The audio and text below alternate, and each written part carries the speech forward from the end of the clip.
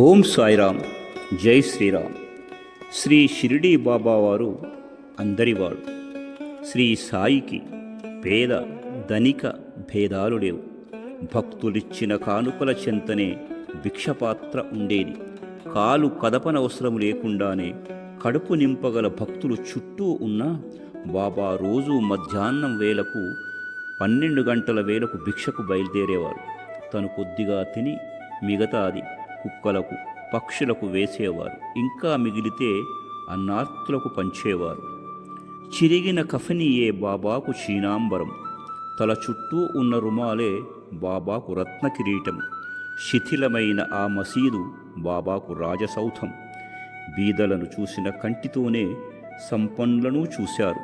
బాబా సమవర్తి.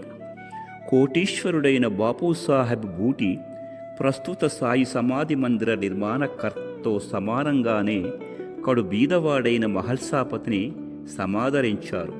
పండితుడు, ఉన్నతోద్యోగి నానాసాహెబ్ చందోర్కర్ను ఎలా చూశారో పెద్దగా చదువుకోని శ్యామాను అలాగే దగ్గరకు తీసుకున్నారు. భాగ్యవంతురాలైన లక్ష్మీబాయి షింధేని ఆశీర్వదించిన చేత్తోనే పేదరాలైన బాయిజాబాయిని ఆదుకున్నారు.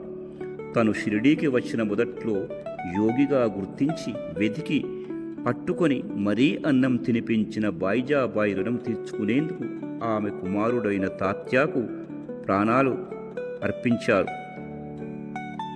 ములే శాస్త్రి, మేఘశ్యాముడు, దాసగును, కుశభావుడు ఇంకా ఎందరినో జ్ఞానబోధ చేసి తరింపచేశారు. కుష్ఠవ్యాధిగ్రస్తుడైన భాగోజీకి తన భక్తులలోనే అగ్రస్థానాన్ని కట్టబెట్టారు. ఆస్తిపాస్తులు, హోదాలు శ్రీ సాయి ఏనాడూ విలువనివ్వలేదు. హంగు ఆర్భాటాలకు పోలేదు. ఆడంబరాలు అసలే వద్దన్నారు. ఎవరి నుంచైనా బాబా 2 లక్షణాలను ఆశించారు. 1 శ్రద్ధ, 2 ఓపిక, సబూరి.